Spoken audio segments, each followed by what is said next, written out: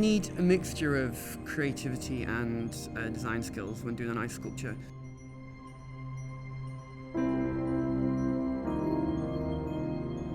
You've got to make a beautiful sculpture, so you've got to design it how the client wants, but then you've also got to construct it in a way that's not going to collapse as it's melting. Like, the melt process is very important, so you have to be pretty technical about all that.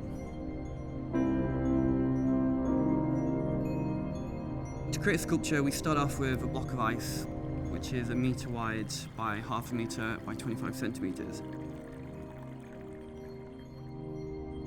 Most of our sculptures fit into one of those blocks of ice. So we'll do a design that fits into 1 metre by 1/2 metre. We'll draw a template and stick it to the ice, and then usually with a chainsaw to start off, we'll get rid of all the bit of the ice that you don't need till you get a rough silhouette.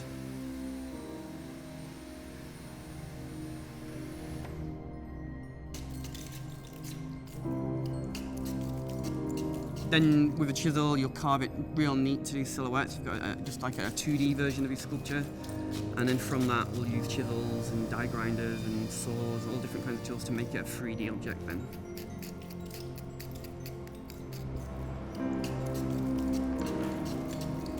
I got into ice sculpting by accident, really. I studied sculpture at university and then went down to London to try and work in films, and just somehow along the line just got sidelined into carving ice. When we started off carving, me and Matt at university, we were doing mostly things out of clay, making moulds and casting them in rubber, or resins, or different materials, which was always amazing. And we never chose ice, we fell into ice. It was a complete accident. It was just a unique gap in the market that we just crossed our paths, and we ended up where we are today.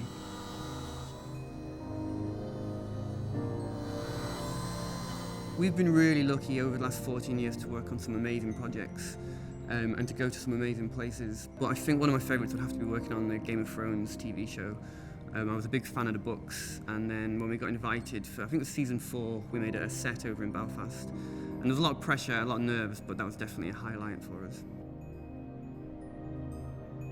So we do obviously use lots of dangerous tools every day. And razor-sharp chisels, so we've always got nicks on our hands and cuts on our hands. But a few years ago, I managed to chop the top of my ring finger off on the bandsaw whilst showing an apprentice how to use the bandsaw.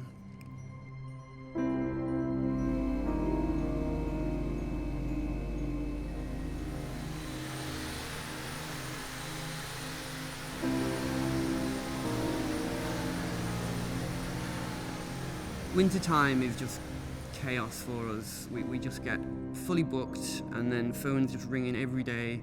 We're squeezing more sculptures in. We never leave this place. I think at the moment I'm on day 20 without having a day off this year so far. So we're flat out, and we make a big percentage of our annual turnover just in November, December, January.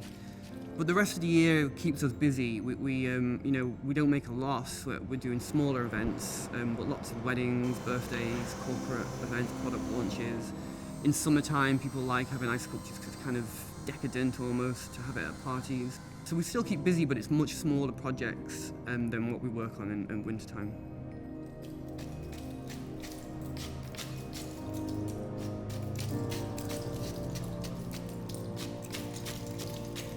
It's hard to tell whether the ice business is becoming more popular or were becoming more popular. That the events that we've done every year have just grown and grown and grown. The clients we've used come back to us more and more, asking for bigger things, more exciting things. But there aren't really any more ice sculpting businesses setting up. It's only a limited amount of work, for the whole of the UK, and there's probably about 10 ice businesses already doing it. Most of us fighting over the same jobs. But like I say, nowadays it's just clients just coming back asking for bigger and better for us, really.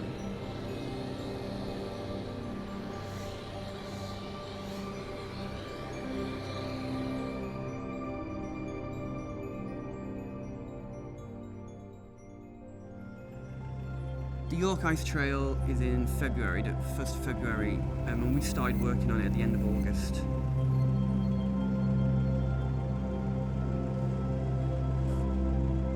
To transport the ice, we basically just load up 8 vans, 4 of them for the Saturday and then 4 of them for the Sunday. and then they're all packed in with duvets, and we use dry ice that we wrap around the sculptures, which helps keep it cold in the back of the van.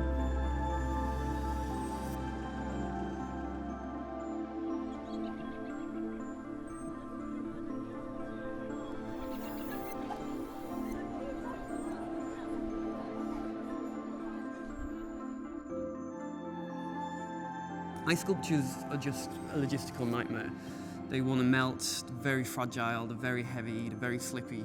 So things do get knocked around in the van as the vans are moving, and it is possible for them to tink together and to crack, say, an arm off a figure.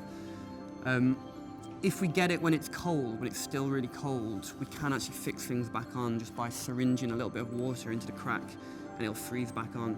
So if it happens in the van during transport, we can usually fix it. But if it happens whilst we're setting them up, and they start to get warm, especially if they get wet, then you can't stick it back on after that.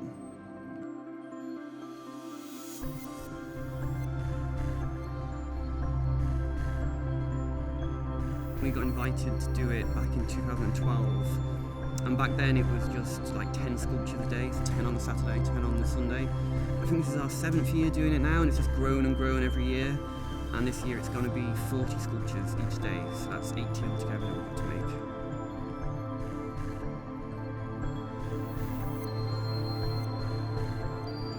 So I have mixed feelings about ice sculptures and the melting.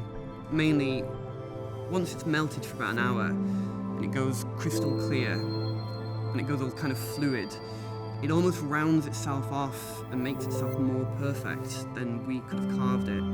So it's quite nice watching it melt and change, and from setting an ice sculpture up at the beginning of an event and then going back at the end to take it down, it's changed into something completely different. It's become like an abstract form of itself, which looks really, really beautiful.